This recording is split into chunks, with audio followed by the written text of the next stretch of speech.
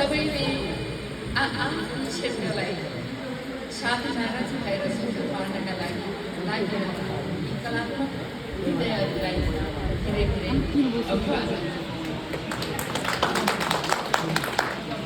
हामीले पर्दाको कुरा गर्छौँ। ठुलो पर्दा, सानो पर्दा, अहिले त हातको पर्दा होइन। ठुलो पर्दालाई पनि ठुलो र सफल बनाउनलाई हातैकै पर्दाले काम गरिरहेको छ। यो कुरालाई हामीले नबिर्सौँ। सिरियलहरू विशेष गरेर मैले पनि धेरै सिरियलहरू गरेँ। नेपाल टेलिभिजनमा वर्षौँसम्म गरेँ मैले, अहिले पनि गरिरहेकै छु। सिरियलहरू जब कुनै पनि कथावस्तु परिवारसँग बसेर आफ्ना पुराना कुरा, हुनेवाला भविष्यका कुरा र वर्तमानमा चलिरहेका कुराहरू हामी एक आधारमा निष्पक्ष ढङ्गले, निरपेक्ष ढङ्गले डिस्कस गर्न सक्छौँ। त्यसले सफलता पाउँछ। जस्तै शारदीको कुरा गर्नुपर्दा शारदीभन्दा धेरै राम्रो फिल्महरू बनेको छ, तर शारदीले उठाएको विषयवस्तुले प्रत्येक नेपालीको मुटु छोएको छ।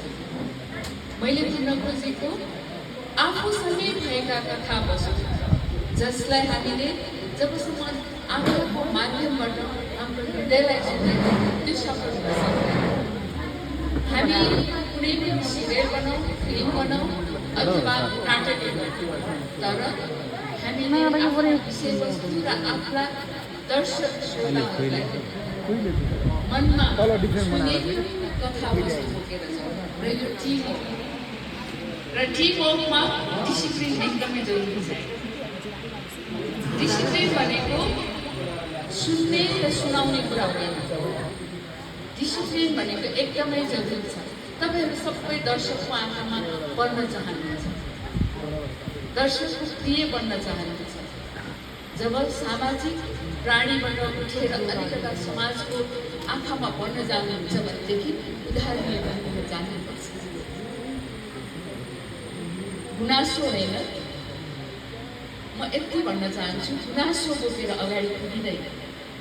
त्यो गुनासो नआउने किसिमका वातावरणहरू तयार गर्नुपर्छ। त्यो तपाईँलाई कसैले प्रेममा तयार पार्न दिँदैन, त्यो तपाईँले आफैले कोसिस गर्नु। र आजको यो कार्यक्रममा म तपाईँहरूको अगाडि बोलिरहनका लागि एउटा विष्णुले अर्को विष्णुलाई बोलेर म यहाँ आइपुगेँ। त्यो पनि एउटा कोसिसै हो होइन विष्णुलाई।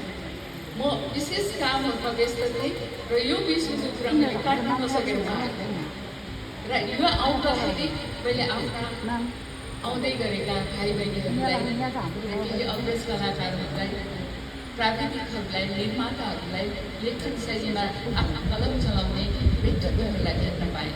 र म यहाँ सबैलाई विनम्र अनुरोध गर्दछु, सम्मान इज्जत कसैले दिँदैन, आफैले कमाउनु। र त्यो कमाउनका लागि सेल्फ रेस्पेक्ट पनि गर्नुहोस् र अनुशासन पनि। मैले अर्कोलाई गाली गर्दा म कति आलोचित भइरहेको छु कुरामा पनि हामी त्यहाँ। जब तपाईँले आफैले गरेको कामलाई तपाईँले सम्मान गर्नु हुँदैन भने अरूले आएर सम्मान गर्नु। म त एकदमै प्राउड फिल गर्छु। नाटकबाट आएँ, टेलिसिरियल पनि गरेँ, फिल्म पनि गरेँ, नाच्दै पनि छु, नचाउँदै पनि छु। निर्धक्कका साथ,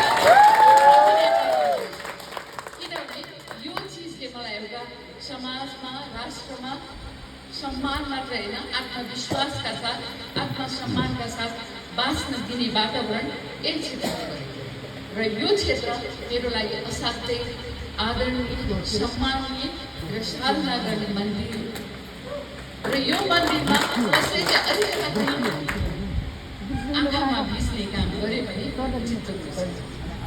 र अग्रजहरूको चित्त दुखाइरहेको आउँदै गरेका जेनेरेसनहरूले राम्रो काम गरेर एउटा लक्ष्यमा पुर्याओस् आफ्नो क्षेत्रलाई भन्छु। आज तपाईँहरू नयाँ होला कोही र भोलिका दिन तपाईँहरू पनि यही यसरी नै अगाडि बढ्नुहुन्छ। कुनै दिनको विष्णु भाइ सानो सानो काम गर्नुहुन्थ्यो, आज विष्णु भाइ निर्देशन गरेर अरूलाई काम गराउनुहुन्छ। त्यो उहाँको साधना हो र यो साधनामा तपाईँहरू सबैजना सफल हुनुहोस्, मेरो शुभकामना छ। विशेष गरेर देउराली परिवार, तपाईँहरूले जुन किसिमको